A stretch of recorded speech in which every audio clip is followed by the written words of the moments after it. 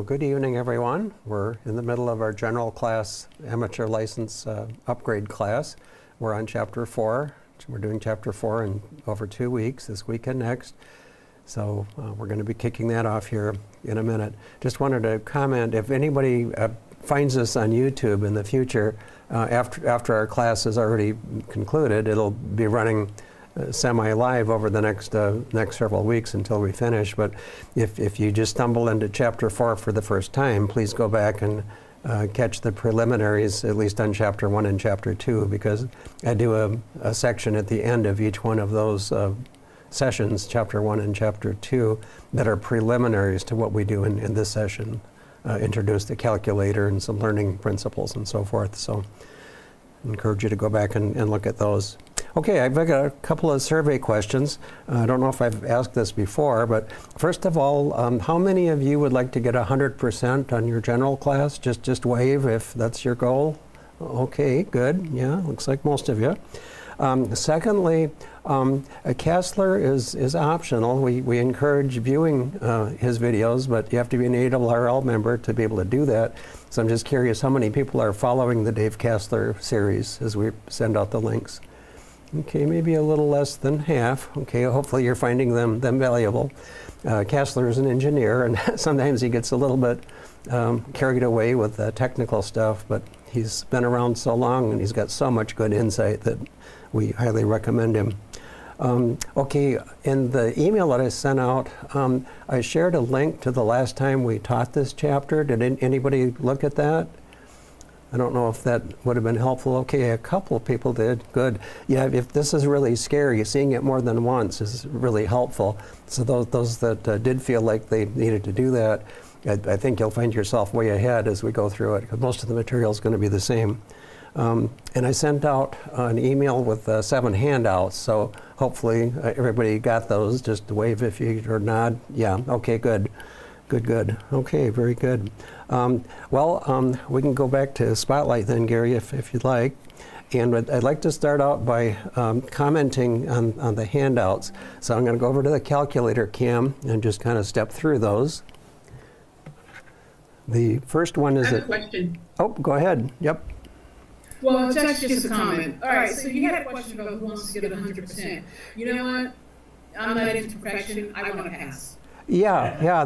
But the reason that I asked is because we can focus on just passing the test.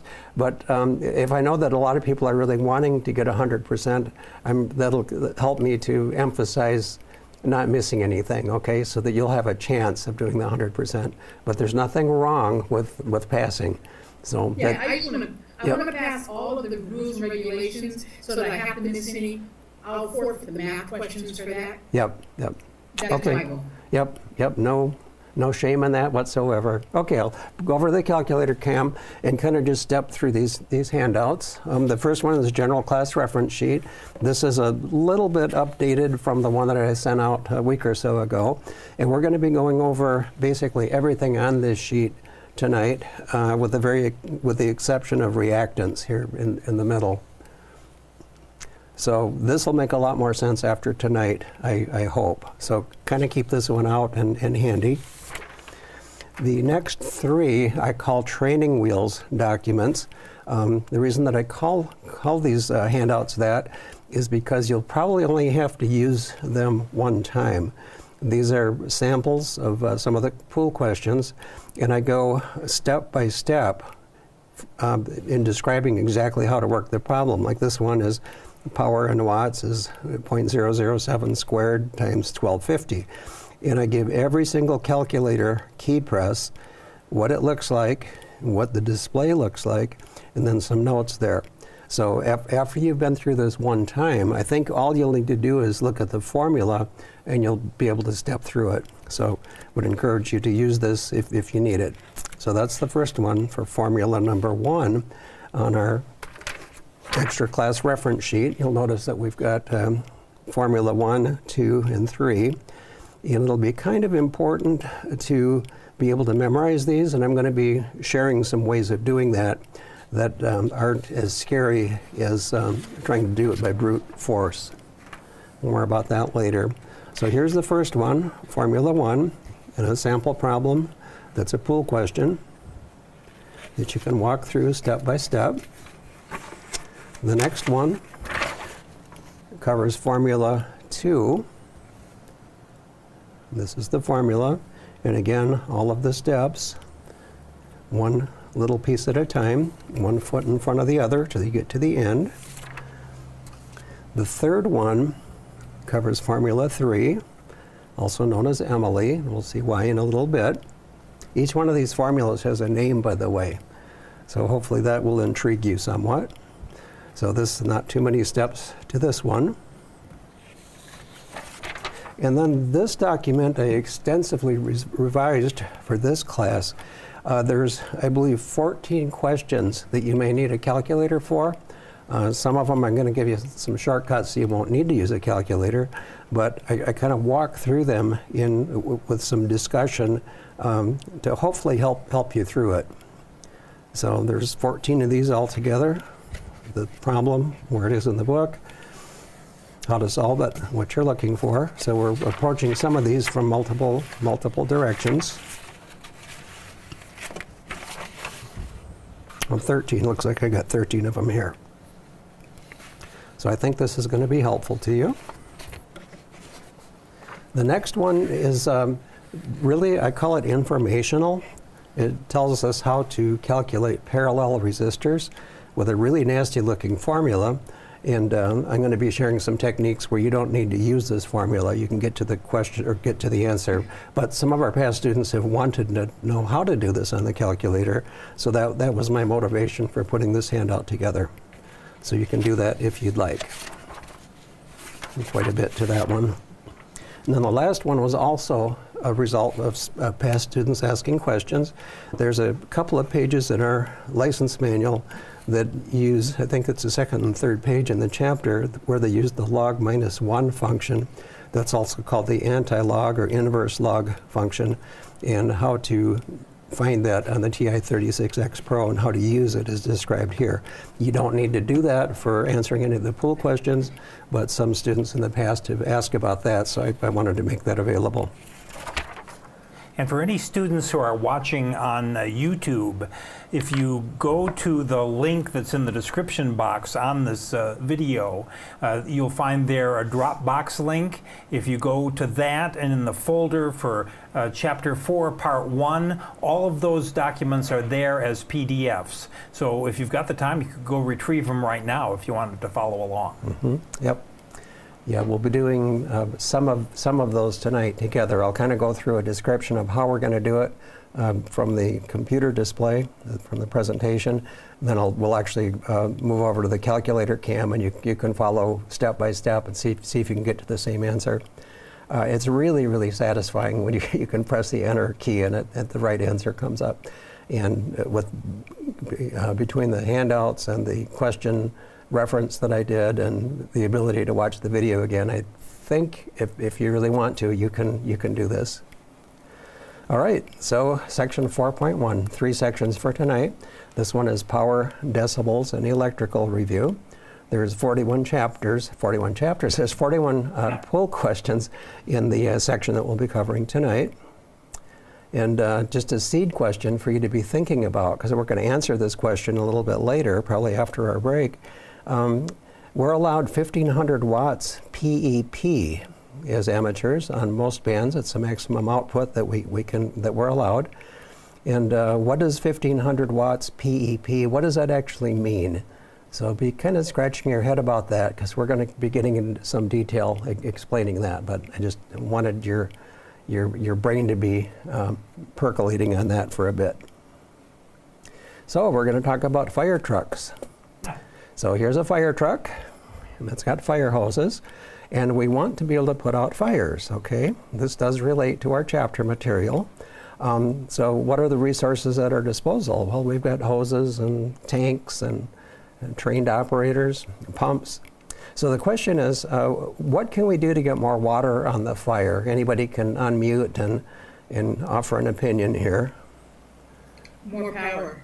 More power, which would mean more water pressure, certainly. That would be one. Correct pressure. I thought I heard somebody say bigger hose. That's true. You can get more water through a bigger hose. Those are the main ones. The nozzle? Yeah, the adjustment of the nozzle, if it's in spray or jet mode. Yeah, those are. How to get a better water source. Well, we're working from tanks on the truck at this point. All right, so use a larger hose. We talked about that. Increase the water pressure. And there's some electrical equivalents to all of this as well. So if we use a larger hose, that means we're going to have less resistance of the water going through the hose. Now, resistance electrically is measured in ohms. The symbol is R, or the Greek omega character, letter. So less resistance means more flow. Flow of water is similar to flow of current in electricity, measured in amperes, and the symbol is I. In increasing the water pressure, that's the same as increasing the voltage. Voltage is also known as EMF, or electromotive force, which is why its symbol is an E. So resistance, current, and voltage all appear here with direct parallels to putting out fires. Or if you've got something weird going on electrically, I guess you could be creating fires. So electrical units, we're going to be reviewing this several different ways, and the reason for that is that some of you may have taken your technician test a long time ago and forgot all of this, or you may have memorized the answers and never really understood the principles behind it. So because we're going to extend those principles in the general class and then in the future in the extra, if you care to stay with us that long, a review I thought would be very helpful. We've had a lot of positive feedback about it.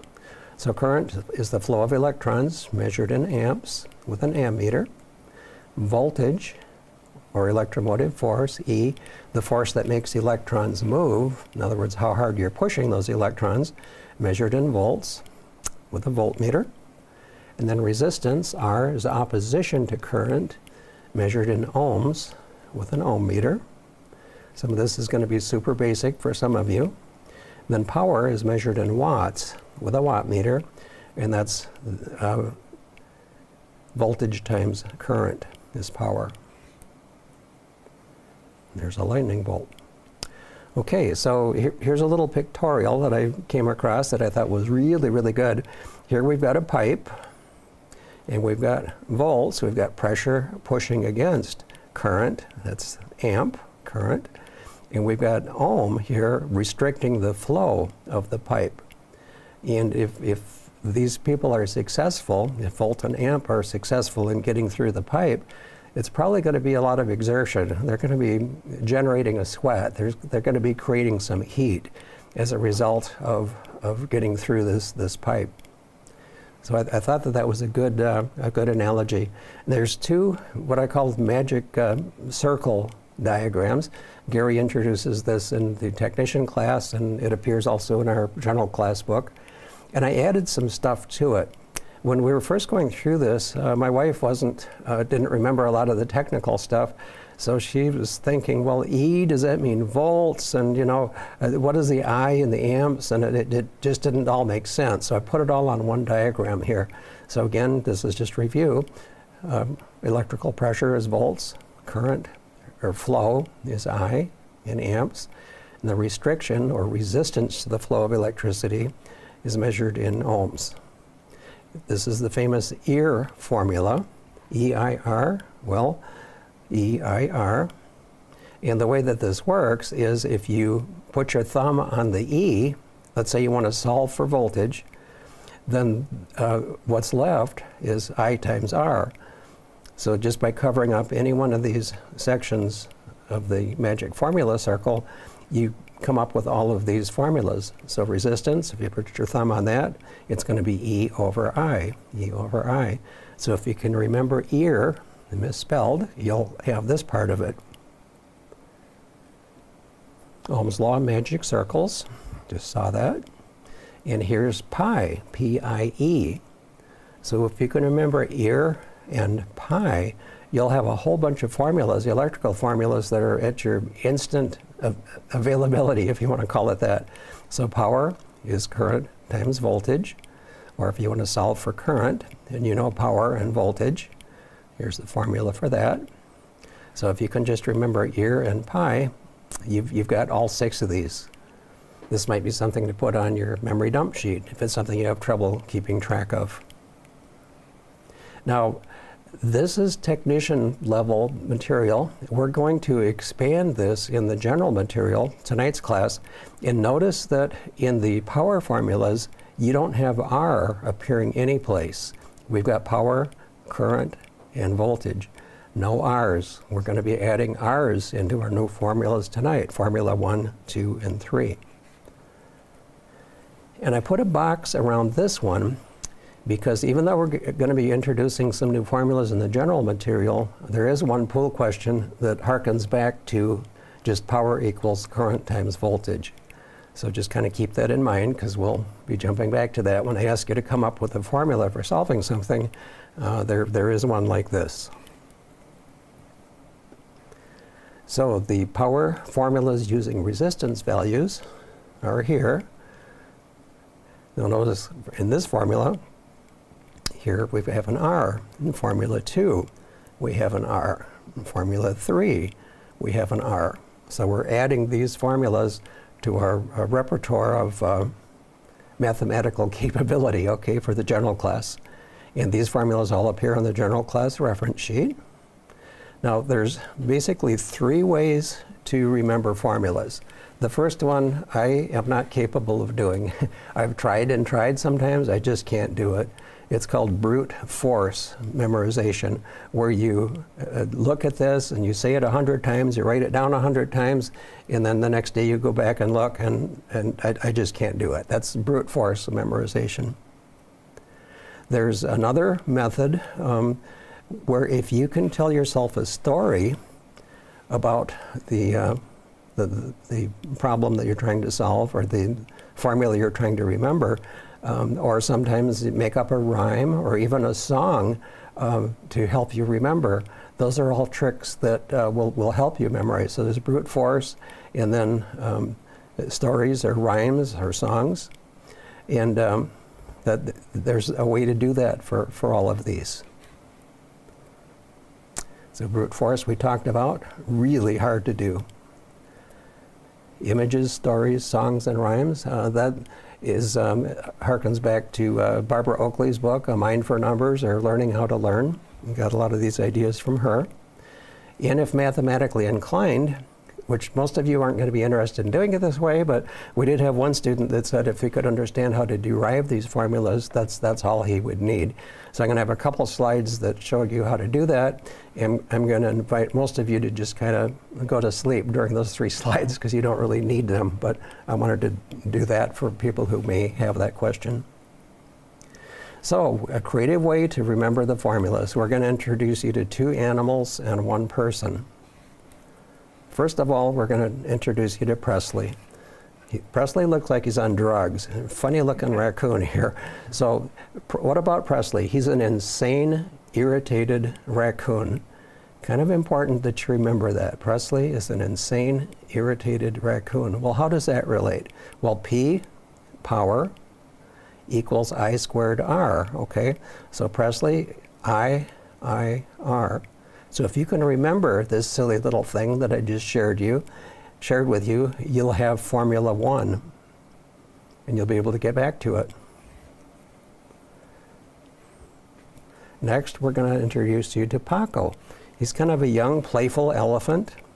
So Paco is an energetic elephant hiding on top of the refrigerator. So how does that relate? Paco, E, or E squared, is an energetic elephant hiding on top of the refrigerator. So you see he's up above the refrigerator. So another silly little thing, but if you could remember that, and it's a lot easier to remember something like this than it is to try to do brute force memorization of this formula. So we've been introduced to Presley and Paco. And then Emily. Emily is an absolute genius in her company. She can do anything in public relations. So you could say that Emily is the foundation or the root of public relations in her company.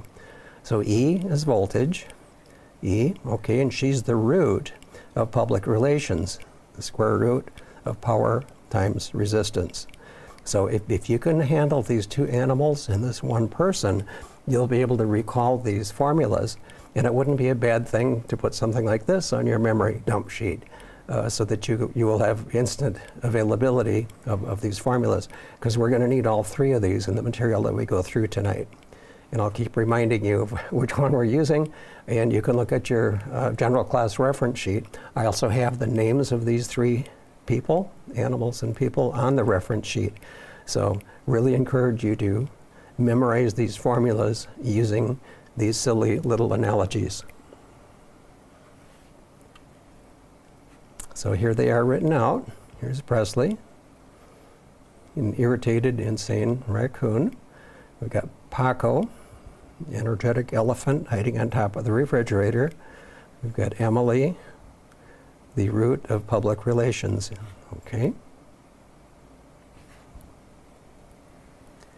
Now the next three slides, for those of you who are not mathematically inclined and don't want to be, you can go to sleep for just a couple of minutes right now, and I'll tell you when you have to wake up again. It's like a hypnotist. When he snaps his fingers, he's supposed to wake up again. So you can go to sleep now. But for those who have even a casual interest in how to derive these formulas, I'm going to share 3 slides about that. So we know that we've got PIE is the power formula. There aren't any R's though. So how can we make that happen? So an equivalent, now I happens to be the same as E over R. Here's I, it's the same as E over R. So rather than using this part of the formula, we can substitute this and come up with an R. Similarly, E, voltage, is I times R. So in both these cases, we can get an R into our formula. So how do we do this? So formula 1, when I and R are known, what we can do is take I, we know that, and instead of having E in the formula, we can use I times R. So if we do it this way, we're going for power. It's going to be this times this. So power equals I times I times I, or I squared R. So we have just derived formula 1. Formula 2 works pretty much the same way. And here's our sign. We know E and we know R. So power equals E times E over R, which is E squared over R. So that's how, by substitution, we can derive that formula. The third one, and after this one, you can wake up again. One more power formula is needed in our general exam, calculating the voltage when power and resistance are known. It's formula 3, and it's derived from formula 2. So here's formula 2, R, E times E over R, E squared over R. So to get formula 3, we solve formula 2 for the value E, again using some algebra. So here we've got power equals E squared over R. So rearranging the formula, E squared equals P times R, and then solving for just E, take the square root of both sides, and you're left with this, E equals P times R. Emily is the root of public relations. So now you can wake up again. If you didn't care about deriving those formulas, come back to me. Oh, look at this. We've got a sample problem. So how many watts of electrical power are used if 400 volts DC is supplied to an 800 ohm resistor? Well, you might look at that and say, I don't have a clue how to even approach this thing. Okay, so I've got a multi-step process. The first thing you need to ask yourself is, what do we need? What is the question asking us? And anybody can unmute and say what we're looking for. Power. Exactly. Power. Yep, that's what we need. So that's a clue. Now, what are we given? Volts and ohms. Volts and ohms, okay. Now, voltage and resistance, volts and ohms. So looking at our sheet, what formula are we going to be using?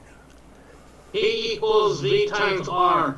Well, V or E. Sorry. Yep, exactly. Yep, which is Paco. So that's the formula that we need. And then we enter the values into the formula. And we should come up with 200 watts. All right? So how do we do that on the calculator? I'll show you this on the slide, and we'll go over to the calculator cam and do it. So here's our question.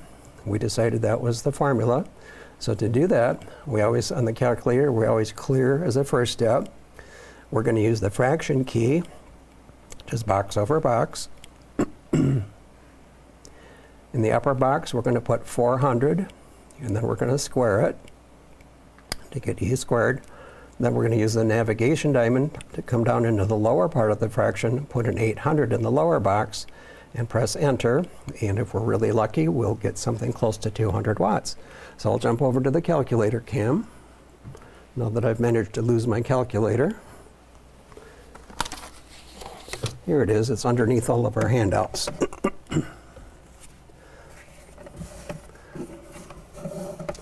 I'll have to zoom this in for you.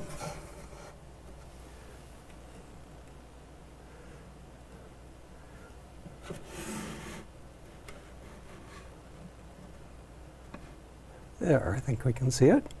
So here we are. Let's see if we can do this together now if you've got your calculator. So I'm going to turn it on. And I remember when I first introduced the calculator, somebody asked me at the very end, well, how do you turn the blasted thing off? I don't think I covered that, so I'll do that now. There's an off function right above the on key. So all of this blue text here, these are like shifted characters on a typewriter. So to turn the calculator off, we need to press the second key. A little second will appear in the display, which is impossible to read. And now when we press the on key, it's the blue text that'll be effective, and that'll turn it off. So that's how you turn the, you probably all figured that out by now. So I'll turn it back on again. So we want to do power equals E squared over R. Since that's a fraction, we'll do the box over box. There's other ways you can do this, but I like using this approach because what we're going to see on the calculator display is exactly how it's going to appear in the formula. So that's why I approach it this way. So E is 400. Put in the number 400. And then to square it, there's an x squared key right here to the left of the 7. So now notice that the top part of the fraction exactly matches the formula 400 squared. To get to the bottom part of the fraction, use the navigation diamond, press down. Now the bottom box is blinking, and we need to put in the value 800 ohms. And then if you hold your breath while you press the enter key, we came up with 200. And I've got 2 decimal places because that's how we set up the calculator for display. And we can run over that again if anybody doesn't get it that way. So 200 watts. So jump back over to the presentation. And hopefully this is all going to make sense now because we just went through it. So here's another one. How many watts of electrical power are used by a 12-volt DC light bulb that draws 0.2 of an amp? So what value do we need? Power again. Exactly. What are we given? The voltage in amps. Voltage and current. Yep. Now which formula to use? Now this might be a tricky one. Basically, the raccoon, which is P equals I squared times voltage. Okay. Well, I suppose that would be one way to do it. Another way is to go back to the regular pi formula, P equals I times E. That's why I circled that when we were doing the ear and the pi circles. So that's a really simple one. So it's just 12 times 0.2. And if you do that, and I won't do it on the calculator cam, we wind up with 2.4 watts. Now some of the pool questions are tricky in that they'll give you the correct significant digits, but they'll have the decimal point in the wrong spot. So 2 things to look out for in the pool questions: make sure the decimal point is where it belongs and that the units are correct. Sometimes it'll say watts or milliwatts. You got to make sure you get those right. So that's a real easy one. It's part of the pi magic circle.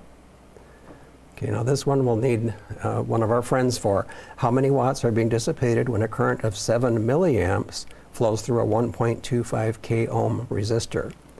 All right, so again, we're asking for watts. We know that. Okay, so what are we given? Current and ohms. Yep, current and resistance. Correct. So what formula do we need? Which one of our... This is the raccoon one. Yeah, Presley, the irritated, insane raccoon. Okay, so we enter the values. Now, a milliamp is 1,000th of an amp. Okay, so that's 0.007 times 1250, and that should give us the correct answer is 61 milliwatts.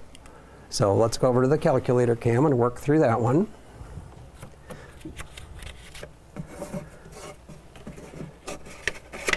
That one out of the way.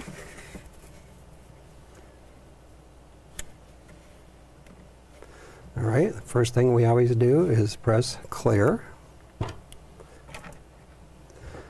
So to put this one in, it's 0.007 squared. So 0.007 x squared. Good. Now times, it's the times key on the calculator, 1250. 1250, and then I'm going to press enter, and it says 0.06, which would be 60 milliwatts. Now, because our calculator is set up to display two decimal places, if you want to see the rest of it, I don't know if I introduced this one before, but this is the answer toggle key. It's right above the enter key. So if I press the answer toggle key, it will give us more decimal places than what it's set up to show two. So here's the 61.061, which is the 61 milliwatts. Of course, 60 would get you close enough because there's only going to be one answer in the pool question that will be close to that. But that's a way that you can do that. Notice what it's equivalent to, 49/800ths. So if you're a pure mathematician, that might tickle your fancy. That's totally useless to most of us, okay? So that's a function of the answer key. 0.06, 061, 61 milliwatts. Okay, good. So we've seen a couple of our friends now. All right, and we stepped through all of that. I cleared 0.007, the x squared key, times the times key, 1250, press enter, and we got the right answer. Good. And we're going to come to Emily a little bit later. Emily is a very, very important person, so we're not going to leave her out. First of all, let's talk about radio units for a little bit. Radio units can be expressed, what I'm showing here is, what we're going to see most often are these values, pico, nano, micro, etc., mega, giga, the abbreviations for each of those. And these are all some value times a power of 10. So, for example, 6 microvolts would be 6 times 10 to the minus 6th to get us to microvolts. And each one of these is off by a factor of 3. So if we wanted to convert gigawatts to megawatts, we would just add 3 zeros. If we had 1 gigawatt, we'd move the decimal point 3 places and come up with 100 megawatts. Or 1,000 megawatts, all the way down. That's you just kind of go back and forth between these as you need them. So this is also referred to in engineering notation when everything is shown as a power of 3. We'll get into a lot more of this in the extra class, but for now I just kind of wanted you to see the relationships between picofarads, nanofarads, all the way up to gigahertz and the symbols involved. So what is 0? You might be wondering. Well, what if you've got 1 volt? That's known as just the unit value. That's be 1 times 10 to the 0, which would give you the number 1. We do have picofarad and nanofarad questions in the pool.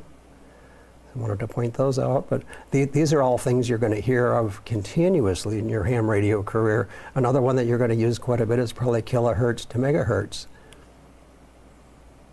And the way that frequency is displayed on your radio, for example. like 7210 would be kilohertz, would be 7.210 megahertz. Just move the decimal point 3 places.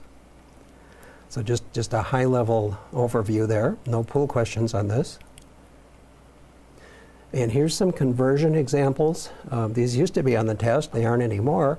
But let's say we wanted to convert, well, let's do one here. The value in nanofarads, right here,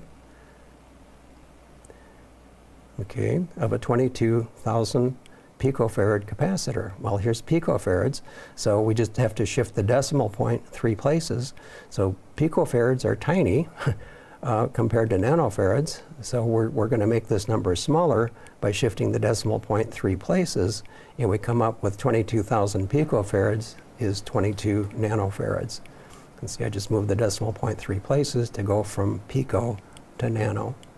And just to say it another way, going over 3 places is a factor of 1,000. Yep, dividing by 1,000.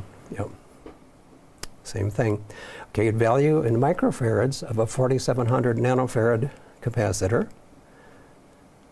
Move the decimal point 3 places. Nanofarad, 1, 2, 3. Dividing by 1,000 gives us 4.7 microfarads. So just a couple of examples of how you can do these conversions. And in electronics, you'll see all of these values stated different ways. But a lot of times it's easier if you can get everything into the same units when you're trying to solve something. So this is just background and context. No pool questions. Now decibels, or dB, there's a couple of pages in the book, pages 4-2 through 4-5, that are really, really scary looking. And when, just to tell you a short story, when I went to take my extra class exam, I didn't know that everything in the book wasn't required. So I beat my brains out trying to understand every one of these calculations. And it turns out that through the experience of realizing that there's way more there than what I needed, and teaching these classes, I've simplified a lot of this for you. So I can confidently say to you now that you can look at the math that appears on pages 4-2 through 4-5, and if that's of interest to you, go ahead and work through it, because it does work. It might give you some satisfaction. If you just want to pass your test, though, you can ignore those. That'll work. So the only thing that you're going to need to know to do anything related to decibels are just a couple of things that I've highlighted here. And the book goes through a way that you can actually calculate this with real values. But in terms of the pool questions, there's one that will ask a 1 dB reduction in power represents a 20.5% power loss. So that's all you need to know to answer that question. And the one that's probably the most famous, the most often used in ham radio, if you double your power, that's 3 dB. So 3 dB represents a doubling of power, or cutting power in half. So you go from 10 watts to 20 watts, that's a 3 dB difference. Or the other way, if you were at 100 watts and dropped down to 50 watts, that would be a 3 dB decrease in power. So here's some other ratios that'll come up. Sometimes the 10 dB one will come up. That's a times 10. But it's only these two that appear in pool questions. So all of that fancy math with decibels, if you care to, you can skip it. Or just read it casually. And we're back to some questions. Okay, how many watts of electrical power? Now these are pool questions, okay? So we won't be going through the same steps. Now we've done these already, so if you remember the answer, fine, but we can work through them again if we need to. So how many watts of electrical power are consumed if 400 volts DC is supplied to an 800 ohm load? Bravo. Yeah, you probably remember that from doing it, but it would be Paco, E squared over R, E squared over R. I'll give that to you. How many watts of electrical power are consumed by a 12-volt light bulb that draws 0.2 of an amp? 0.4. Alpha. Yeah, be careful. Yeah, remember I said be careful of the decimal point. If you're using your calculator, it'd be 12 times 0.2, and that would give you 2.4. So be very careful. They'll trip you this way sometimes. How many watts are consumed when a current of 7 milliamps flows through a 1250 ohm resistance? Bravo. Okay. Alpha. Yeah, Above. and I thought I heard somebody try to say bravo, and here's where the units could have tripped you. You'd say, oh, I know that one, it's 61, and this says 61. Well, no, it's got to be milliwatts. Usually if you're going to see something in milliamps up here, the answer is going to be in milli-something down here. So that's another little thing to watch for. Be very careful about the units and the decimal points. Easy to get wrong. What dB change represents a factor? Learn electrical theory with me? I'm sorry? Oh, sorry. Okay, you were talking to your dog. I get it. All right. Just kidding, you know that. All right, so what dB change represents a factor of 2 increase or decrease in power? Bravo. It's bravo. Yep, that's 3 dB. 3 dB is a doubling of power or cutting it in half. 3 dB. You'll hear that over and over again. This is probably what you were thinking. What percentage of power loss is equivalent to a loss of 1 dB? Charlie. Yeah, that was the 20%. So it's just those two things that you need to remember for the poll questions: the 3 dB doubling or halving of power, and the 20.6% loss for 1 dB. Good. We just finished one difficult section. We'll move into another one. AC power. A lot of background and context here. So we're going to compare DC and AC. So DC circuit and waveform. So we've got a battery through a resistor. The current is going to be voltage divided by resistance, the ear formula.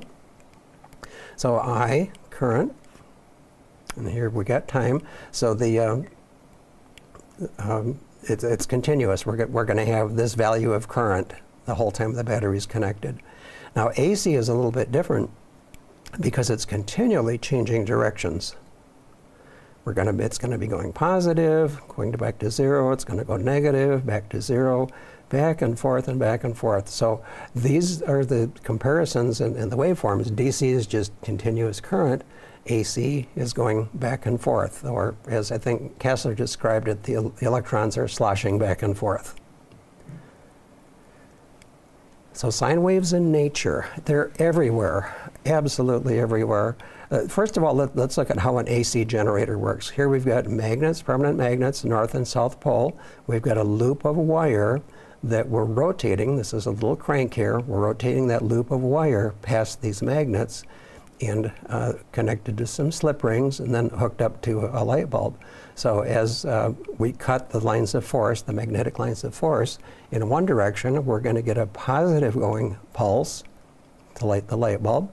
And when it rotates around to cut the lines of force in the other polarity of the magnets, we'll have a negative going pulse.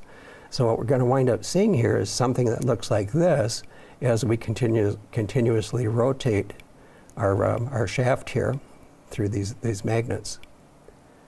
Okay, so I said sine waves appear everywhere in nature. We've got the motion of a guitar string. That really describes a sine wave, as the string is moving to one side of center, back to 0, to the other side, and then back. It's kind of going back and forth. That's describing a sine wave. And little by little, the sine wave will dampen itself out, become less and less, as the friction of the string brings it back to 0. Radio waves.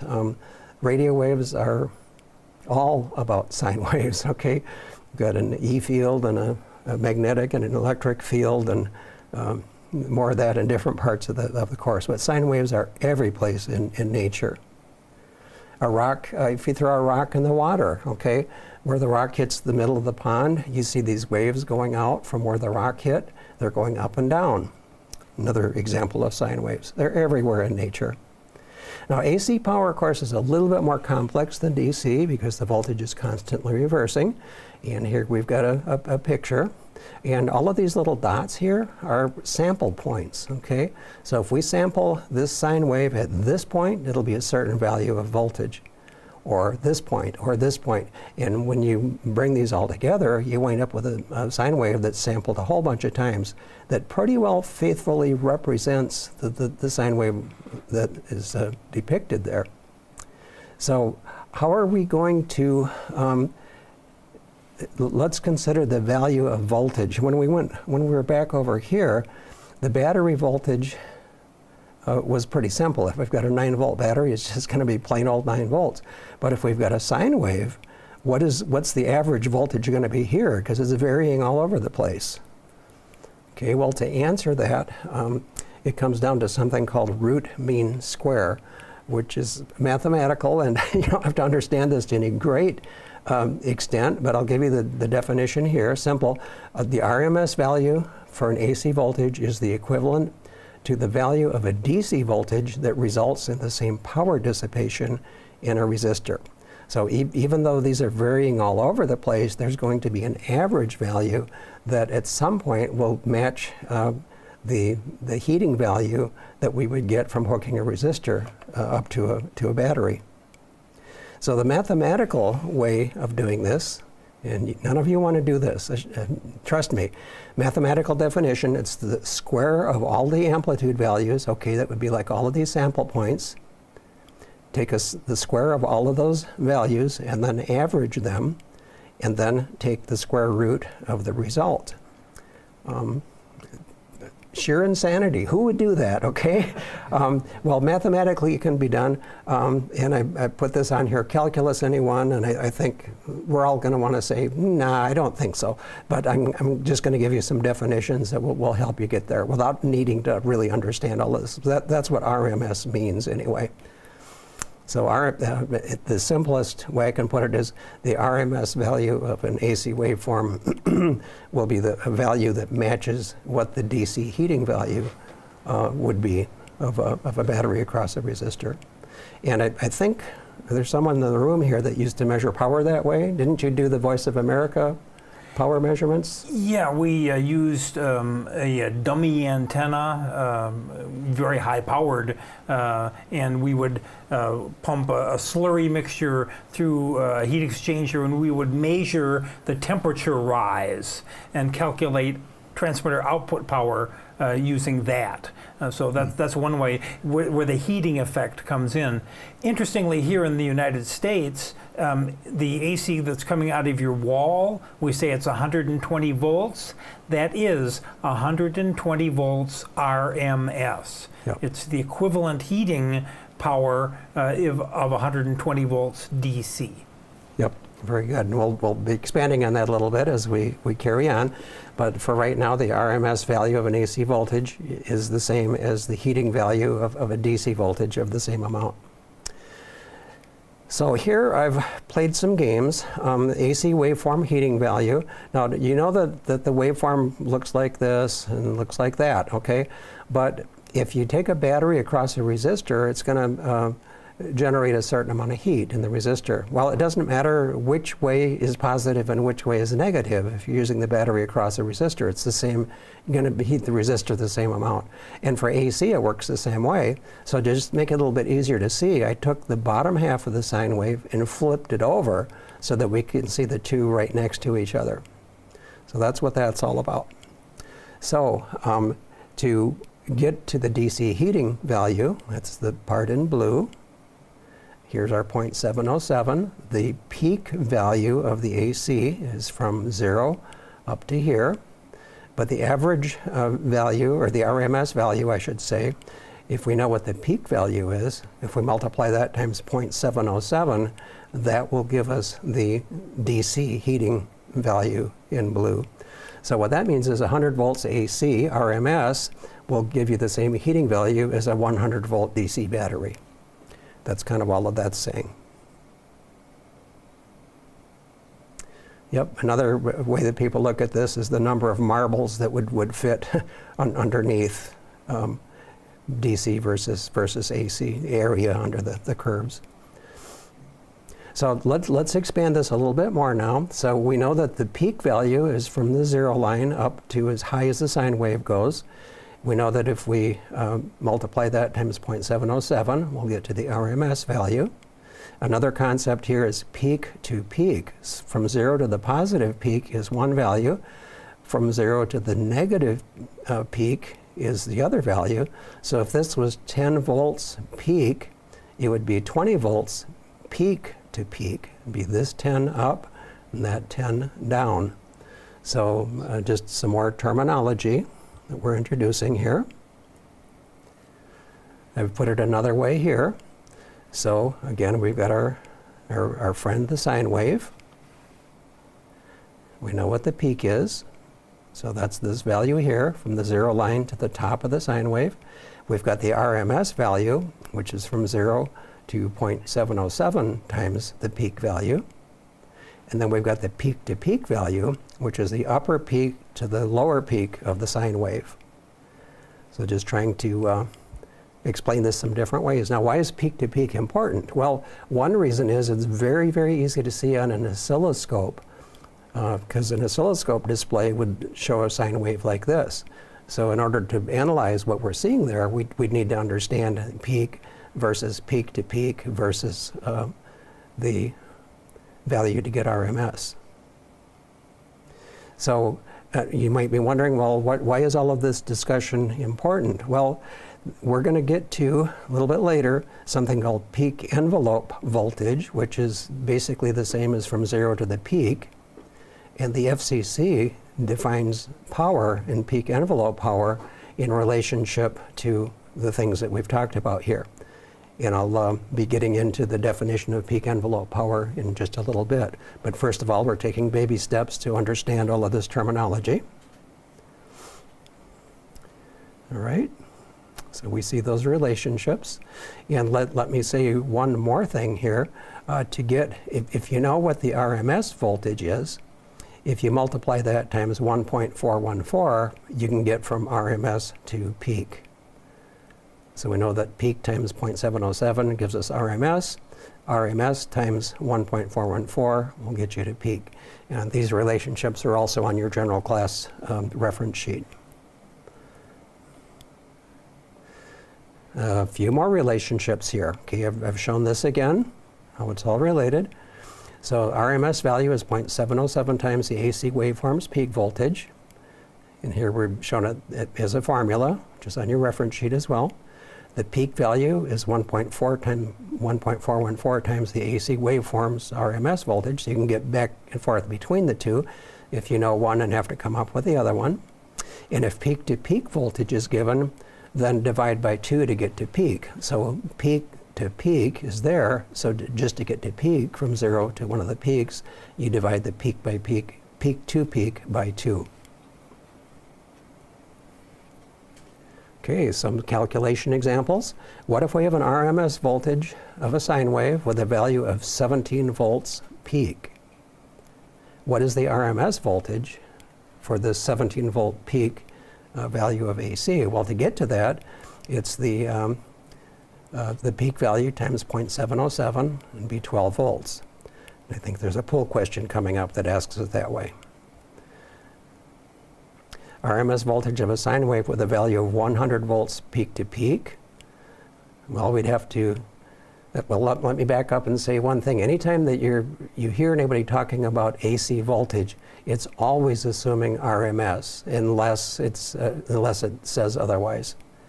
So if we've got an RMS voltage of a sine wave that's a value of 100 volts peak to peak, what is the RMS voltage?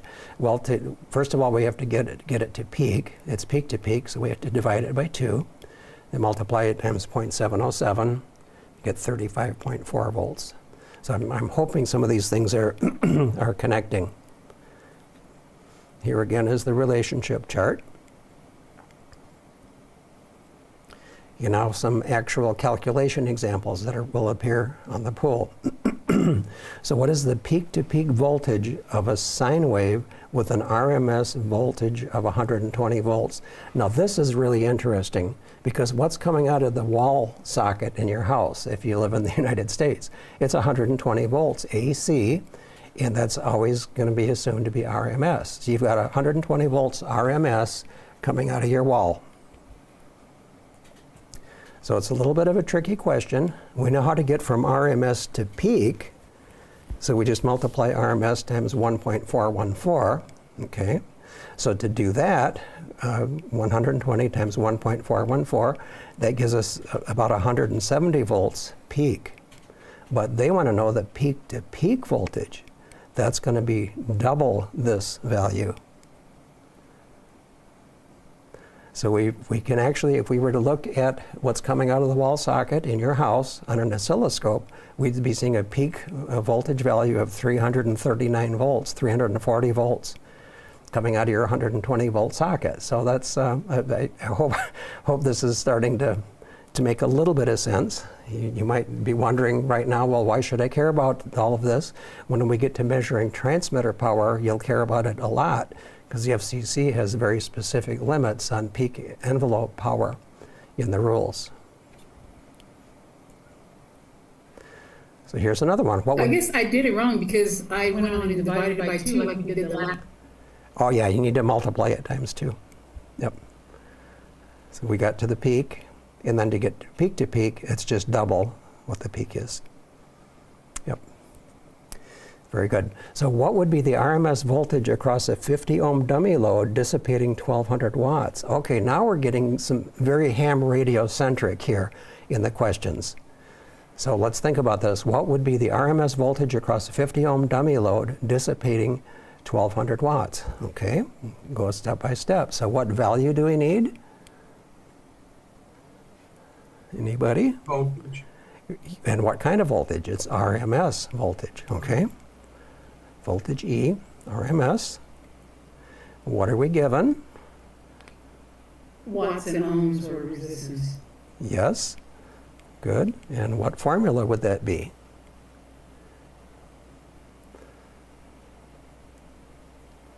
You can look at your general class reference sheet if you want. We know that we have power and resistance, right? One of those 3 formulas, Formula 1, Formula 2, or Formula 3, will have these values. Well, no, it's power times resistance. That would be Emily. So if you look on your sheet, you'll see Formula 3. That's Emily. So we're given voltage, or we want to get to voltage, okay? And we're given resistance and power. So here's power and resistance. So this is how it would go. Looking for volts, and it's assumed to be RMS if it's not stated otherwise. It's the square root of 1200 times 50. So that's going to wind up to be about 245 volts. Now, this has some practical value to it. So if we've got a transmitter and the transmitter is putting out 1200 watts into a load of 50 ohms, that means, let's say that you've got a dipole antenna strung up. The high voltage points on a dipole are on the ends of the dipole. So if you went out there and touched the far end of the wire, you'd get tickled by about 245 watts, or 255 volts, excuse me. That would be unpleasant, all right? Actually, that's the voltage at the center of a dipole. It'll be even higher at the end. Oh, at the end, yeah, because that's the load at 50 ohms, which is the center point of the dipole. Yeah, so it would be considerably higher at the ends. So that's why you want to be a little careful where you put your antenna. Yes, thank you for that clarification, Gary. All right, so doing the math, all right? This is the same question. This is the formula. What are we going to do? We'll clear the calculator. And to get to this radical sign, and I'll show you this on the calculator, we'd use the second function. In the x square key, the blue text above that is the square root symbol, or radical sign. Then we put in 50 times 1200. Press enter, and we should get that number. So let's go over to the calculator cam, see if we can duplicate that. I'm going to turn it on. First thing we do is clear. Keep setting my pencils down and losing them. So the first thing we want to do is put in the radical sign. That's the blue text above the x squared key. So that's the second function. And press the x squared key and we get a radical sign with a blinking box. So we need to do power times resistance. So it's 1200, 1200, the times key, 50. Okay, now this looks exactly like that. You can see why I like this calculator so much. And we came up with 244.95 volts. Good, so we did it. So we just did our first Emily. Could you hear Emily's footsteps walking all over this thing? Well, she was there. Now we're going to get to peak envelope power. Remember that little seed thought question I put at the very beginning? What in the world what does peak envelope power really mean? Okay, 1500 watts PEP is the full amateur power limit on most bands. I mean, 30 meters and 60 meters are different. So PEP is a way to measure or specify the maximum power of a signal. And the way the rules are, this is coming out of the back of your transmitter, not after any gains and losses in your antenna system. That's something else. So peak envelope power is this is a really confusing statement, but I hope I can explain it better. PEP is the average power of one complete RF cycle at the peak of the signal's envelope. Ugh, what does that mean? I'll show you in a minute. So peak envelope voltage is the voltage at the peak of the signal envelope. So that's like the concept of peak and peak to peak. And here's a waveform here. Happens to be an amplitude modulated waveform. So the peak of the signal's envelope, okay, well look, that's the top of what we were seeing sine waves before. Kind of means the same thing. So the peak envelope voltage is from the 0 line up to what was the top of our sine wave. That's the peak of the signal's envelope. So this is the carrier wave here. There's millions and millions of cycles going on here, but those are amplitude modulated in accordance with the applied voltage. Let's say this is a 1,000 cycle tone, so this would be happening at a 1,000 cycle rate. This would be much higher, and this would be what it would look like on a band scope. So here we're connecting some concepts. Take a little bit of a sidebar here for a minute. So let's look at Morse code. So when you press the key down in Morse code, you're getting the full transmit power while that key is down. A dit is just a short amount of key down. Da is 3 times that amount. So this is Morse code on-off radio signal. Down here we've got frequency modulation, where we have a continuous carrier, the full carrier power, but the frequency is varying according to the audio tone. So these are both full power modes. Then an AM radio signal, we're varying the signal strength or the power according to the modulation of the audio. So RF power varies with speech levels. Now with sideband, remember we're going to suppress the carrier on one sideband, so we're only going to get one sideband. So what do you think is going to happen if you press the transmit key on a single sideband transmitter and don't say anything? What's the power output going to be? Anybody have a guess? Well, it's absolutely nothing. If you don't talk into a single sideband transmitter, there will be no power put out whatsoever. You only get that during speech, and the speech peaks are up here. So there's some tricky pool questions here, but with that explanation, I think that they might make some sense. So PEP is equal to average power if the amplitude modulated signal is not modulated. That would be just the carrier being sent with an AM, or in the case of CW, key down, or FM, it's full power all the time. So an unmodulated AM signal, a key down CW, or a FM signal are all constant power modes for which PEP equals average power. So this is kind of a key relationship in understanding two of the pool questions. Single sideband PEP is not equal to average power. You only get the peaks on voice. The stronger your voice is, the louder your voice, the more power up to the limit set in the transmitter. So here's the pool questions. Let's see if these make sense now. The output PEP of an unmodulated carrier is 1060 watts if an average reading watt meter connected to the transmitter output indicates 1600 watts. So the unmodulated carrier, or CW, key down, or FM, it's all going to fall into this category. So the ratio now, asking the same thing in a different way, the ratio of peak envelope power to average power for an unmodulated carrier is 1.0. They're exactly the same, so the ratio is 1, or 1 to 1. And I think it's important to say the modulated carrier is an amplitude modulated carrier. Mm-hmm. So AM signals and single sideband is a part of that family, so that's also a modulated carrier. Exactly, exactly. What they're getting to in these pool questions, though, is something that's continuous, unmodulated AM or CW key down or FM. So these are easy to get tripped up on. So hopefully that'll make a little bit of sense now when you see it again.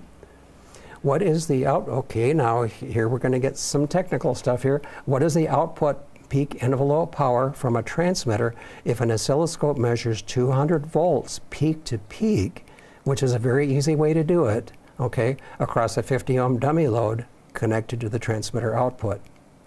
So we're going to, normally it'll be an attenuated input coming into the oscilloscope, so you don't exceed its input range, but we'll just take it as it's given here. So it's asking for output PEP, so it's asking for power in terms of peak envelope power. And what are we given? We're given the peak-to-peak voltage and the resistance.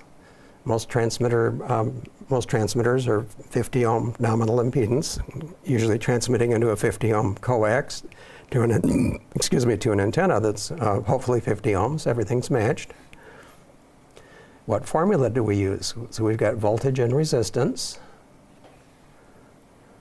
Anybody take a guess? Which character we're going to call on? We've got voltage and resistance. That sounds a lot like, well, that sounds a lot like Paco. We've got voltage and resistance, okay? Paco. So this is the formula that we use, but there's some tricky stuff coming up. Note the formula needs RMS volts. This formula only works for RMS. So we first of all have to divide the peak-to-peak voltage, which we got up here, by 2 to get the peak, which is 100. And then to get to RMS, we have to multiply that times 0.707 to get to the RMS voltage, which is 70 volts, 70.7. So we enter the values. P equals 70.7 squared divided by 50. And that should give us 100 watts. A lot of transceivers available today are 100-watt transceivers, so this would be our case. So let's see how that would work on the calculator. So 70 volts RMS across 50 ohms, E squared over R. So we're going to press the clear key, use the fraction key because this is a fraction, 70.7 squared, move to the bottom box, put in 50, and hopefully we'll get 100 watts. So let's see if that happens.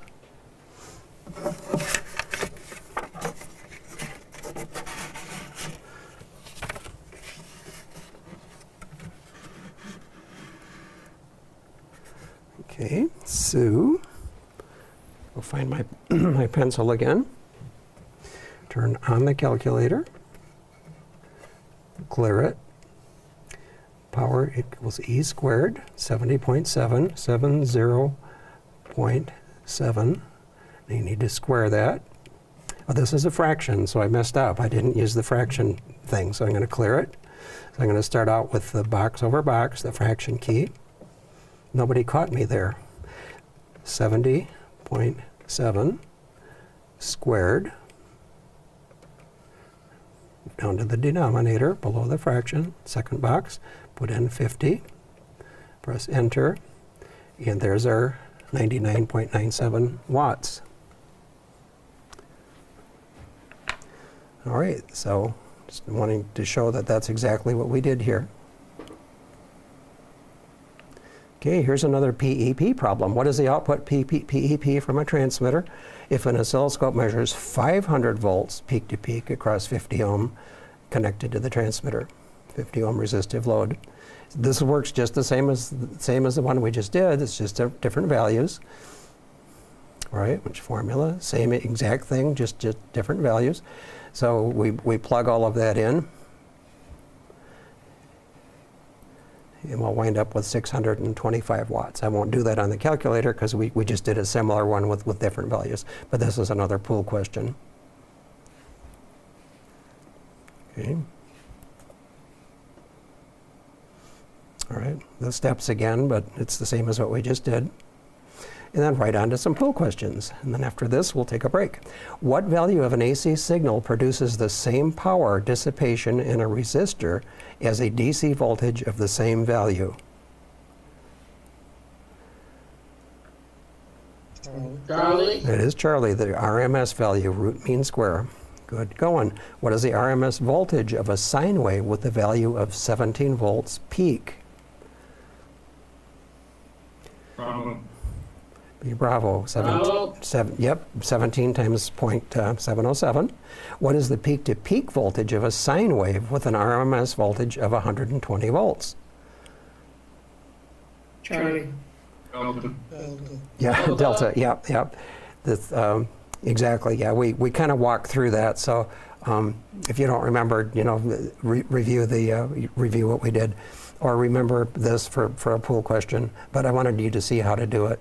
So again, this is the relationship diagram: peak to RMS, peak to peak, just for review. What is the RMS voltage across a 50 ohm dummy load dissipating 1200 watts? Bravo. You may remember that, yep. Hopefully you'd be able to calculate it with what we've done. What is the PEP produced by 200 volt peak to peak across 50 ohm dummy load? Bravo.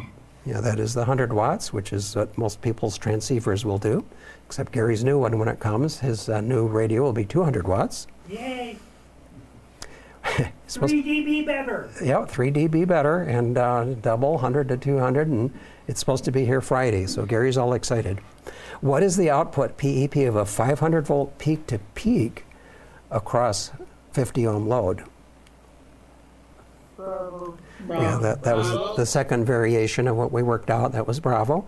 What is the ratio of PEP to average power for an unmodulated carrier? Bravo.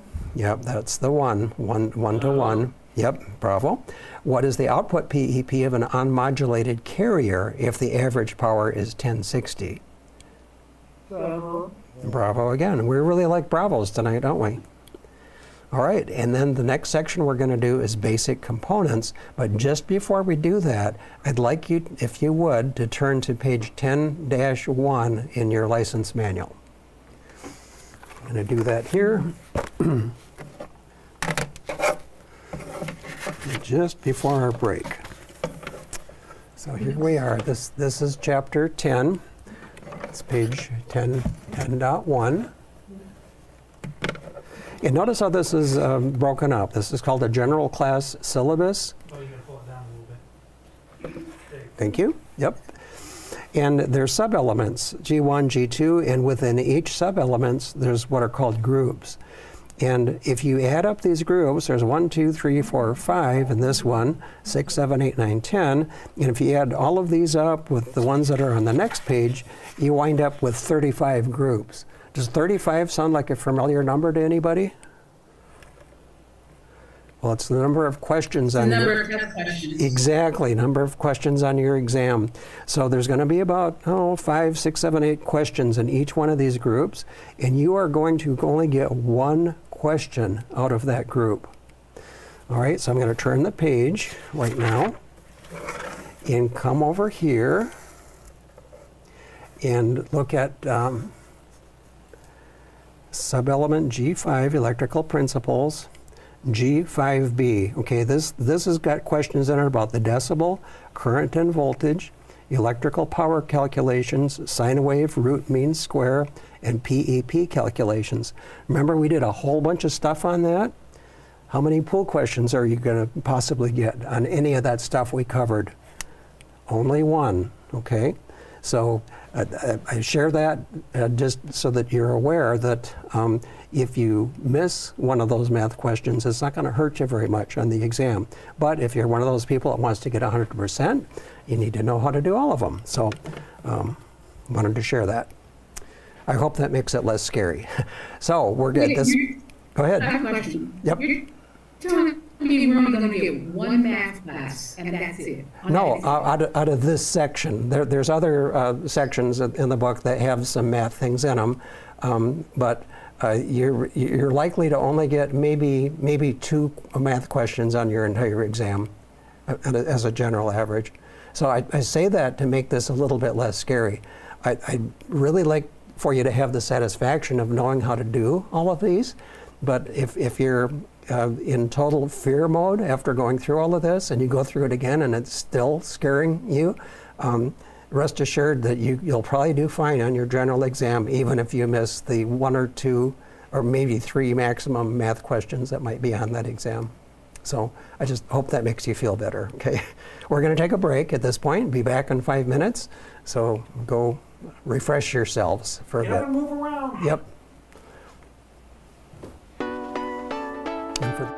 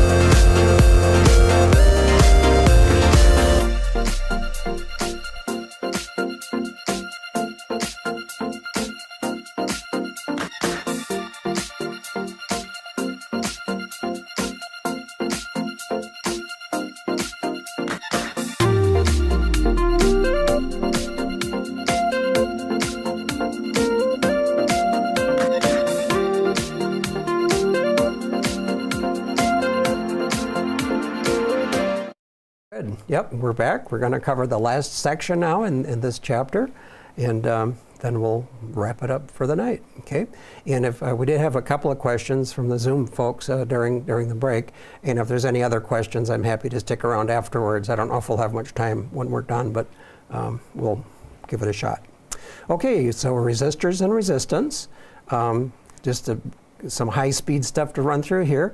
Resistors can have some nominal value, but vary in other characteristics. So here's some pictures, different size resistors, different composition, different wattages, and applications.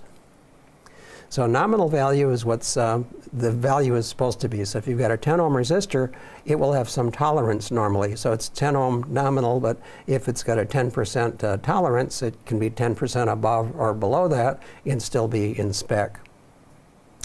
And resistors can be 1% or 5% or 10%, different values. A lot of circuits don't care as long as it's close.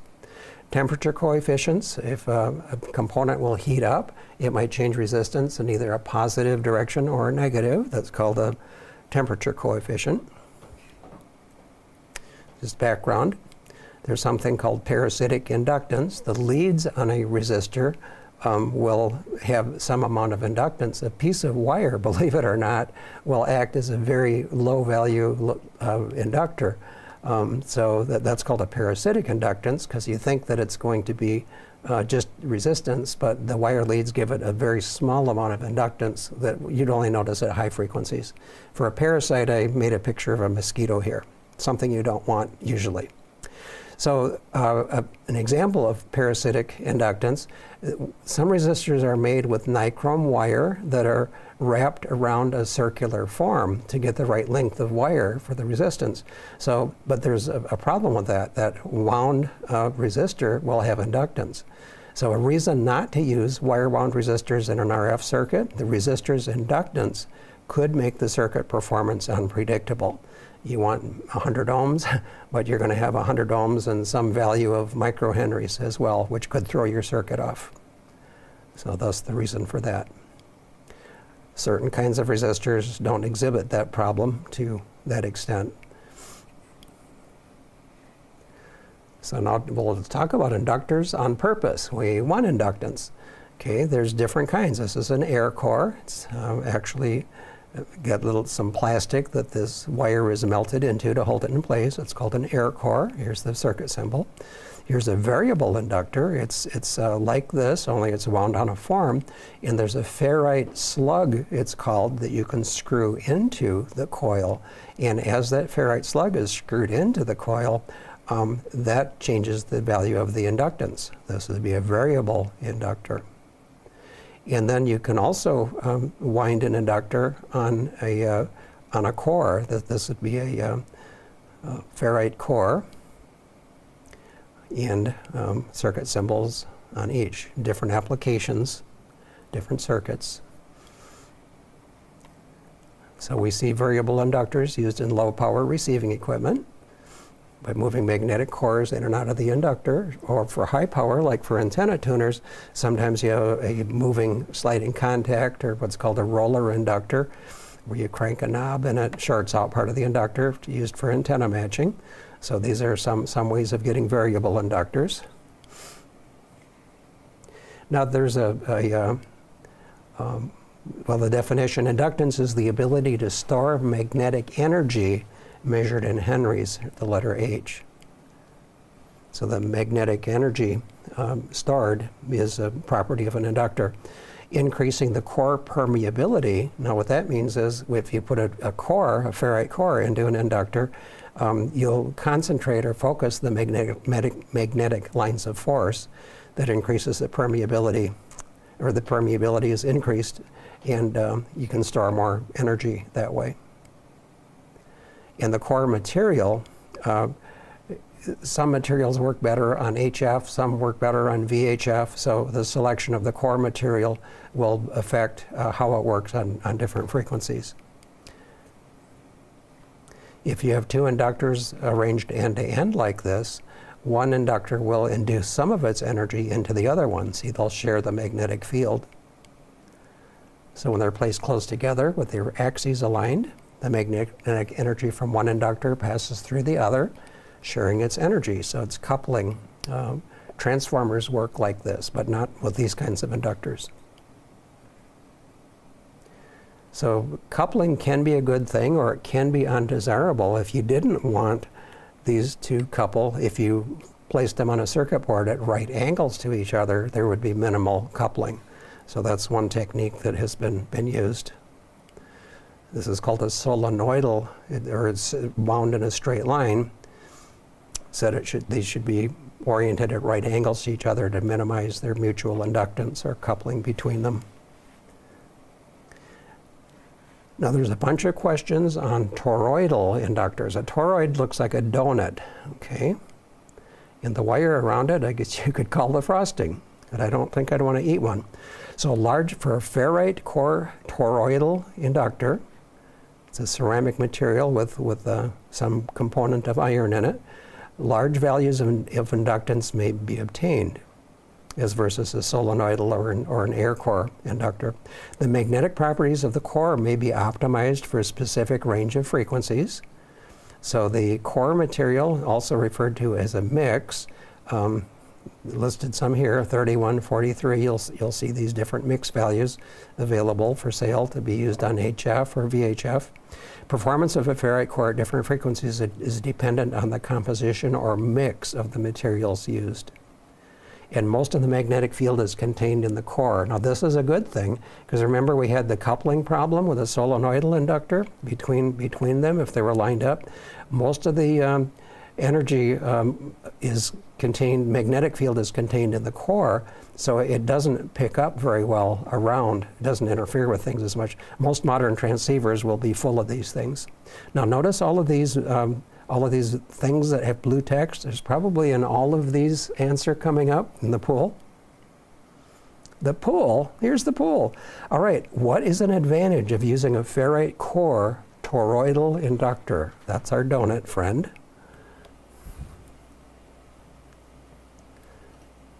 Delta. Yeah, I was too quick on the trigger there, but you were just about to say it anyway. Yeah, all of these things, larger values of inductance, magnetic properties may be optimized for a specific range of frequencies, and most of the magnetic field is contained in the core. Yep. What question? I'm trying to make sure I read all of the answers and not be too fast, 'cause that's why I miss questions. Yeah, exactly. And of course, remind us of our 3-second rule. I'm wanting to move this along a little bit. We're doing okay for time. We still got about half an hour. We'll be okay. But yeah, feel free to jump in if I'm going too fast. So what is an advantage of using a ferrite core toroidal inductor? That was all of these we just saw. Okay, what determines the performance of a ferrite core at different frequencies? Charlie. That is Charlie. The composition or mix of the materials used. All right, now we're moving on to capacitors. All of these pictures, if you've ever been inside a radio, most of you have, you've seen these kinds of things. They're basically two conducting surfaces separated by a dielectric, which can be air. If you had two garbage can covers, for example, you had a wire connected to each one and held it out in front of your face or anywhere, you'd have a capacitor. That's basically what a capacitor is. They can be foils wrapped around a plastic insulator. So two conducting surfaces separated by a dielectric, or that means an insulator. The simplest capacitor is a pair of metal plates separated by air. Here's an example of an air capacitor here, variable. These two sets of plates don't touch each other, and as you turn the shaft, the one set of plates meshes with the other, increasing the capacitance, making it a variable capacitor. So capacitance is the ability to store electric energy measured in farads, or microfarads, or picofarads, and it blocks DC current flow. Now, AC applied to a capacitor will appear to pass through the capacitor, and we'll talk more about that in another lesson. different kinds of capacitors. We've got ceramic. Well, ceramic is a material that's basically sand or rock or whatever, really cheap. So they're used for RF filtering, bypassing at high frequencies. A big advantage is at relatively low cost because the materials aren't very fancy. Electrolytic and tantalum capacitors, these are much larger value capacitors, greater capacitance. They're used in power supply filter circuits quite frequently, or as coupling capacitors in audio circuits. An advantage of electrolytic capacitors is high capacitance for a given volume. Okay. Then there's plastic film, there's silver mica, air and vacuum dielectric, all different kinds of capacitors for all different applications. But they're all the same in that it's two hunks of metal with an insulating material in between. Now, aluminum and tantalum electrolytic capacitors are two that are used. I mentioned electrolytic. Tantalum is very similar. It uses an oxide layer as its dielectric material or insulator. Dielectric is a thin film, and the voltage must be applied with the correct polarity. And the benefit, large capacitance in a comparatively small volume. Okay, so the polarity of an applied voltage makes a difference with electrolytic and tantalum. The wrong polarity can cause the capacitor to short circuit. You'll break down the insulating material.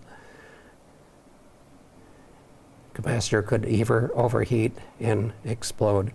Now, you've never lived until you've experienced the odor of an electrolytic capacitor after it has blown up.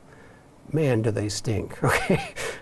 You'll never forget it if you ever do that. Hook one up backwards and you'll have that lovely experience. But don't be near it because they're explosive.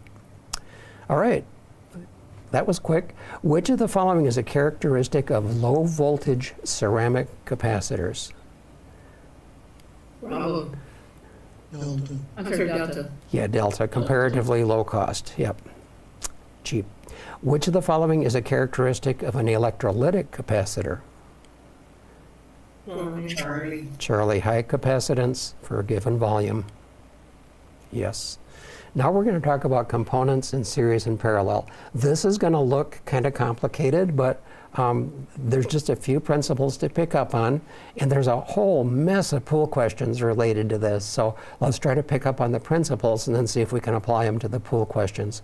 First of all, there's something called Kirchhoff's voltage law and Kirchhoff's current law, which you really don't need to know a lot about, but they're very helpful in troubleshooting.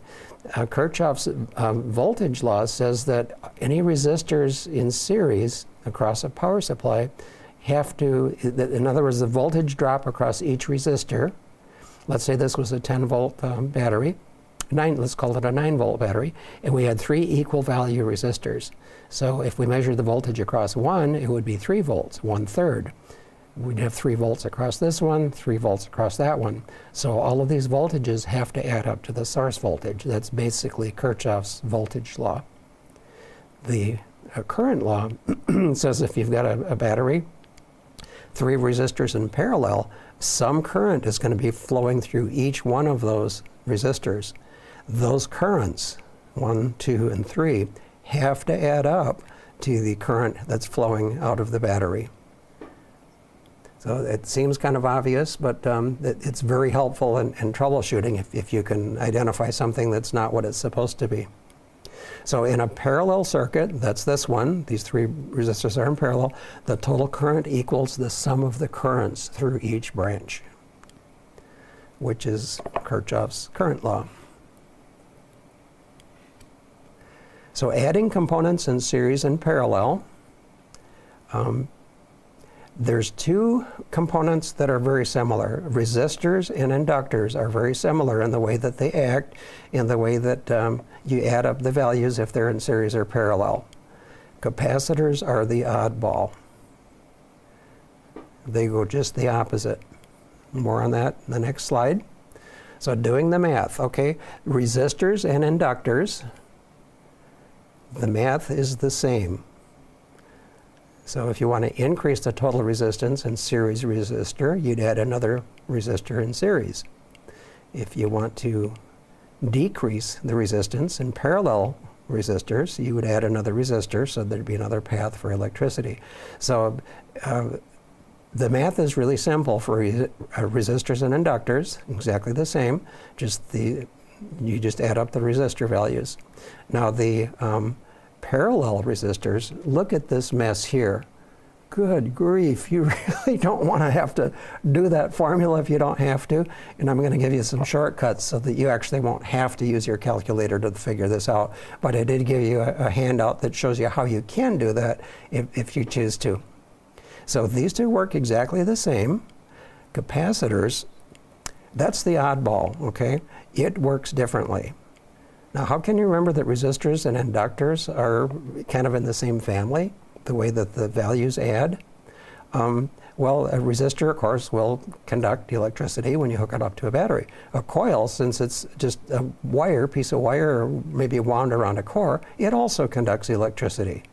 So these act very similar. The values are different. We've got inductance and resistance, but the way they add up is the same. Capacitors are just exactly backwards, okay? This funny looking nasty formula winds up being the case for series capacitors, and this formula winds up being the formula for capacitors in parallel. So if you can remember that, that'll help you. Now there's a special case, there's one pool question that asks a question about two resistors in parallel. So that's what I call the product over sum rule. If you've got two resistors in parallel, this case, but only two, R1 times R2 divided by R1 plus R2 will give you the combined value. And the same thing works with capacitors in the series case, parallel and series. Okay, now they approach this a whole bunch of different ways in the pool. To increase the resistance of an existing resistor, add a resistor in series. That's this one. Okay, that makes sense. Resistors in parallel, that's this case, reduce the total resistance. So 3 100 ohm resistors in parallel will be 1/3 of the value, or 33.3 ohms. So if these are all 100, 100, 100, 1/3 of that, 33.3. That's their combined resistance. Combined resistance as measured across here, yes. So here's a memory trick that will save you from having to work that complicated formula. It is the reciprocal of the sum of reciprocals formula, which you don't want to do if you don't have to. Here's the trick. So a memory trick that works for parallel resistors is to choose an answer smaller than the smallest resistor, but not radically so. And we'll demonstrate how this works. And you can answer all of the pool questions for parallel resistors except for one using this memory trick. And the one exception is where they're going to give us one with two resistors, where we can use that alternate formula. So examples of changing inductor values. Math for inductors in series and parallel works just like for resistors. Think of them as similar. So 3 10 millihenry inductors in parallel will be 1/3 of that value, or 3.3 millihenries. So 10, 10, 10, 1/3 of that, 3.3. To increase the value of an inductor, add an inductor in series. See, they keep asking pool questions around these. There's just 2 or 3 basic principles that will answer all of these pool questions. Okay, and here's my trick again, memory trick that works for parallel inductors. Just like with parallel resistors, choose an answer smaller than the smallest inductor, but not radically so. And I'll explain that. Now here's capacitors. Remember, they're the oddball. These formulas are just twisted around.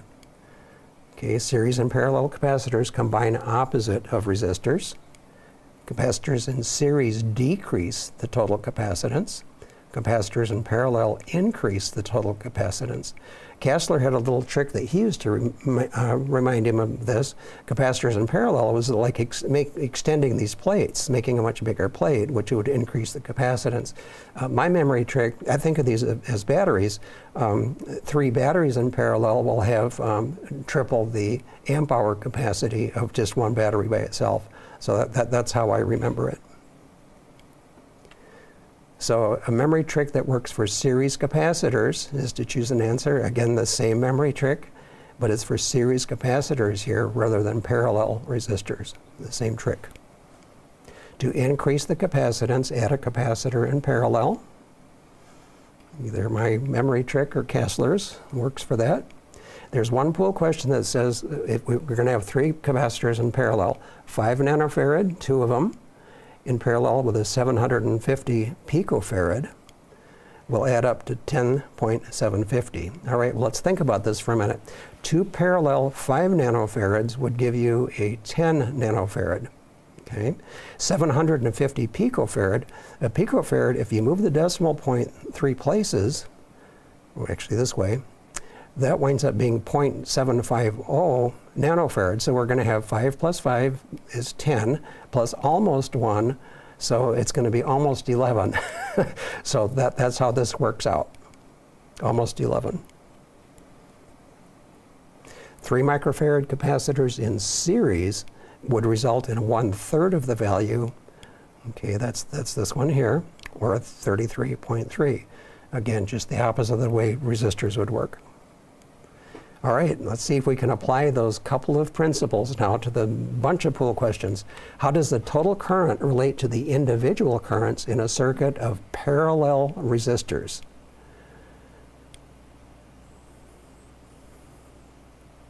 Bravo. Well, that was Kirchhoff's current law. It's Charlie. Yes, it equals the sum of the currents through each branch. If you drew that out, it might be a little bit more obvious why that would be. And drawing pictures is a fine thing to do when you're solving problems. What is the approximate total resistance of a 100 and 200 ohm resistor in parallel? Alpha. Well, these are in parallel, resistors in parallel. So it's, Delta. it happens to be delta, and these values are relatively close to each other. You can just remember it's the smallest one when you've got the 2 resistor pool question, or you can do the product over sum formula that I showed you. 100 times 200 divided by 100 plus 200 would give it to you as well. Okay, now here's where my memory trick works here. Total resistance of a 10, 20, and 50 ohm resistor connected in parallel. My memory trick was it's going to be smaller than the smallest value of resistance given, but not radically so. So something smaller than 10 is going to be either 5.9 or 0.17. Well, 0.17, that's radically small, okay? So the answer is going to be A. So see how that works now? It's smaller than the smallest value of the resistor, but not radically so. And that'll do it for you. Or you can do that big hairy formula that I don't think anybody is going to want to do. Okay, capacitors. Capacitance of a 20 microfarad capacitor connected in series with a 50 microfarad capacitor. Now, this is series, so it's going to be a lower, okay? Bravo, yes. And the same memory trick works. See, 0.07, that's radically small compared to something that's just slightly small here. Which of the following components should be added to a capacitor to increase the capacitance? Charlie. It is Charlie, capacitor in parallel, like putting batteries in parallel. Yep. What is the equivalent capacitance of 2 5 nanofarad capacitors and 1 750 picofarad capacitor connected in parallel? Delta. It is delta. Yep. 5 plus 5 plus almost 1. Yep. What is the capacitance of 3 100 microfarad capacitors connected in series? Charlie. Okay. Charlie, yes, be 1/3 because they're in series. They get smaller in series. Okay, good. Now we're going to get back to easy ones, inductors. What is the inductance of three 10 millihenry inductors connected in parallel?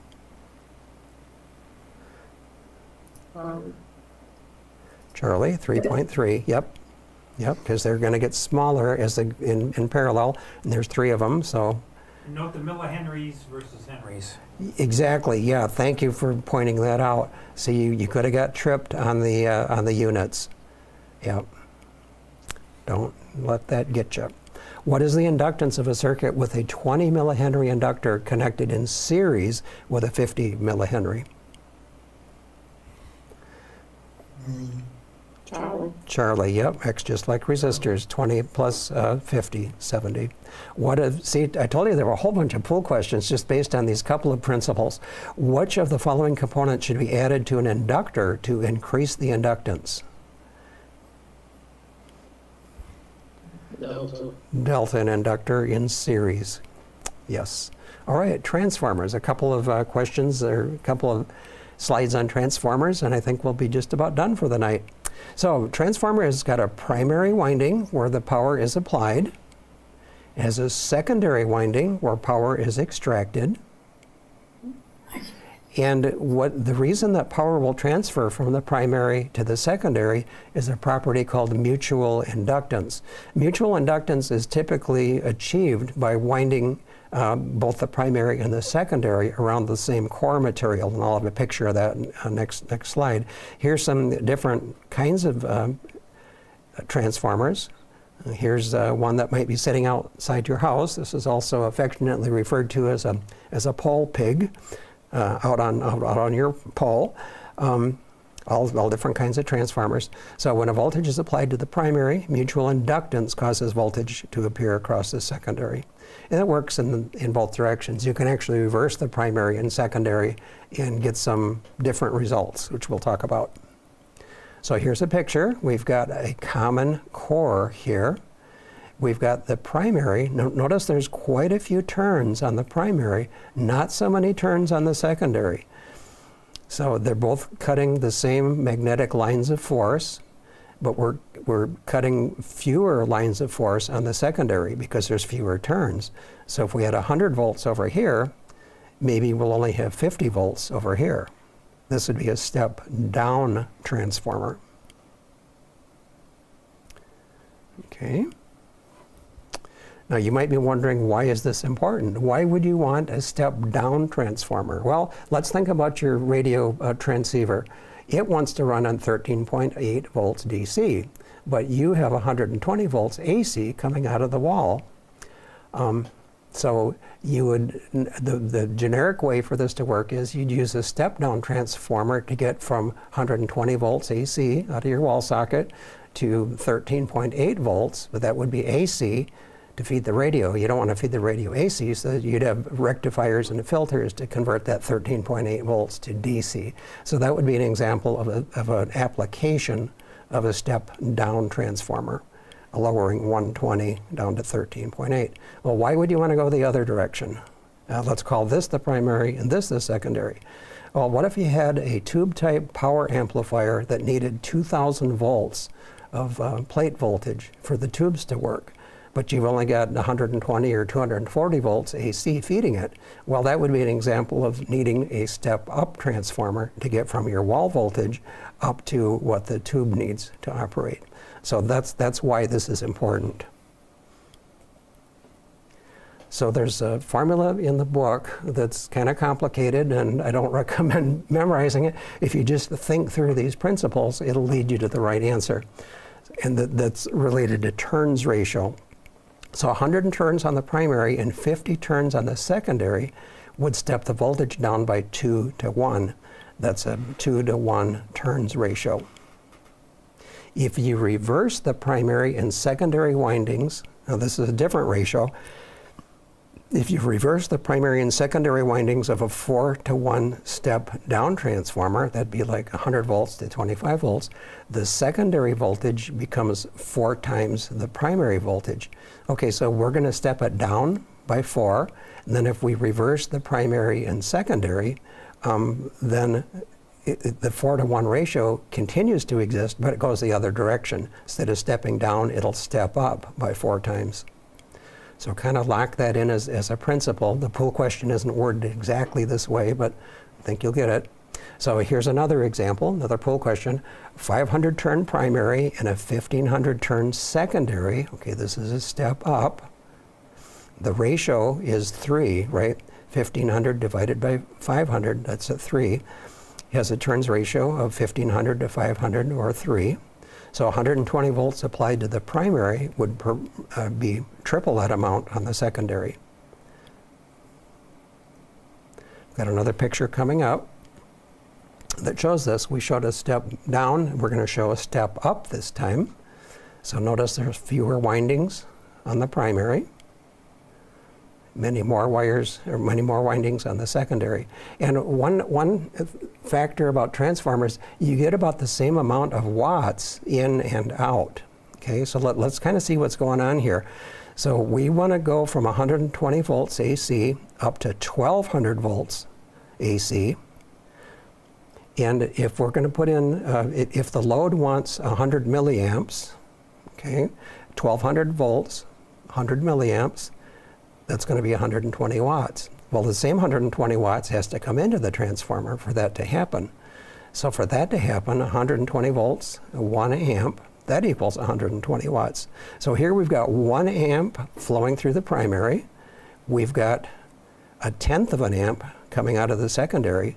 So the size wire that you would need to carry 1 amp is going to be bigger. It'll be a fatter wire than a little fine wire that can just handle the 100 milliamps on the secondary side, because it's about the same power on each side. Now, with that explanation, I hope that this is going to make more sense. So a significant change between primary and secondary voltage usually requires a change in the size of wire between the windings. And then the pool question. In a step-up transformer, the primary winding carries higher current, which we see here, and is wound with larger diameter wire than the secondary. Now, wires have something called an ampacity. In other words, how many amps can a given size of wire take? Well, I just did a little bit of research, and a 26 gauge wire over here can handle about 1.3 amps. So that would be in spec. A 34 gauge wire can handle 180 milliamps. So here we've got a case of the primary being a heavier wire than the secondary, which then I hope will add up to this making sense. In a step-up transformer, the primary winding carries higher current and is wound with larger diameter wire than the secondary. All right. Exam questions.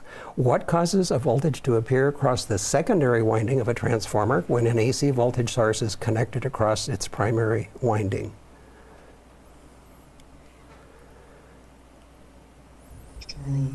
Charlie, mutual inductance. Yep.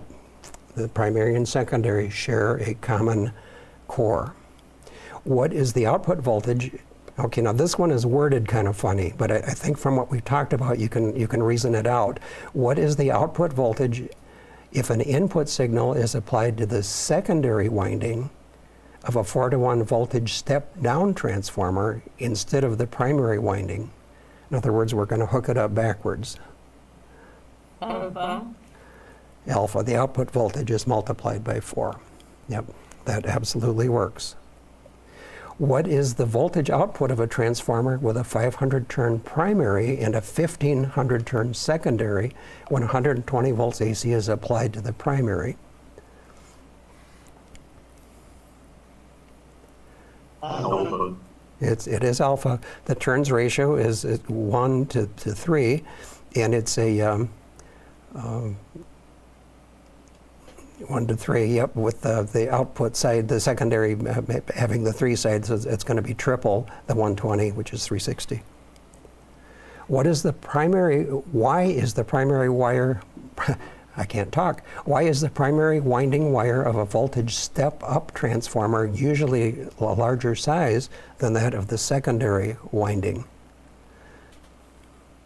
Bravo. It is Bravo, to accommodate the higher current of the primary. And now, friends, we got just a couple of identification questions and we're finished.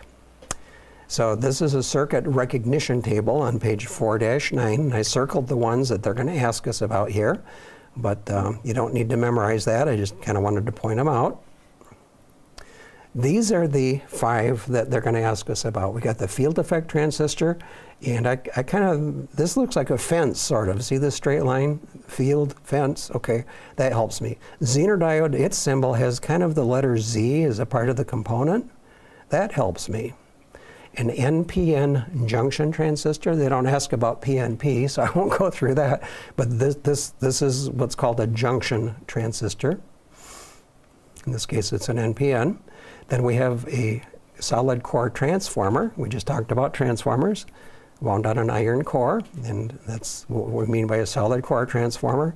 And then a tapped inductor is just an inductor with a wire tap on it so that you can get 2 different values of inductance out of that one part. So then it's just going to go through and ask us to identify these. In this figure, what is the field effect transistor? Charlie, It is Charlie, yep, and I drew an arrow in here. That's the field effect transistor. There's the fence in our field, which represents the Zener diode. Some people say Zener, Delta. some people say Zener. I'm a Zener guy. It is delta, symbol 5, this one here with the Z shape on it. Which symbol represents an NPN junction transistor? Bravo. Bravo. It is Bravo, number 2. And we talk about what these parts actually do and how they work in another class. Which symbol in this figure represents a solid core transformer? Charlie. It is Charlie. Charlie, yep, a solid core. And the tapped inductor. Alpha. That is alpha. It's an inductor with a tap on it. Got it. Okay. Now, friends, I think we're done. All right. So, so review. Keep reviewing with your ARRL test tool. Of course, you can only do 3 sections in Chapter 4 right now, which you can select in the tool, 4.1, 2, and 3. For next week, finish Chapter 4, sections 4, 5, and 6. The first part has some techie stuff in it. The other 2 parts are relatively easy. So that's it for tonight, and it is, let's see what time it is here, 8:27. So I'll turn it over to you, Gary. Anything you want to say? Are there any questions or comments before we go? All right. Well, you're looking at one excited guy because I have a new radio coming. I've been told it's being shipped this week. I purchased the new ICOM IC7760 high-frequency radio, and it's going into my ham shack as my main radio, and my Flex 6600 and Maestro, you want to take multi just for a second, are here in the studio. So we'll be using them for our classrooms coming up. So anyway, more to come. All right, with that, I guess, Dave, we'll say... Yeah, I think we can say 73. And, 73, and I'll be we'll see y'all sending next an week. email, but you know what's coming. Great. Yep. Thank you very much. Thank you. Yeah. You bet. Go over this. See ya. Bye. Bye.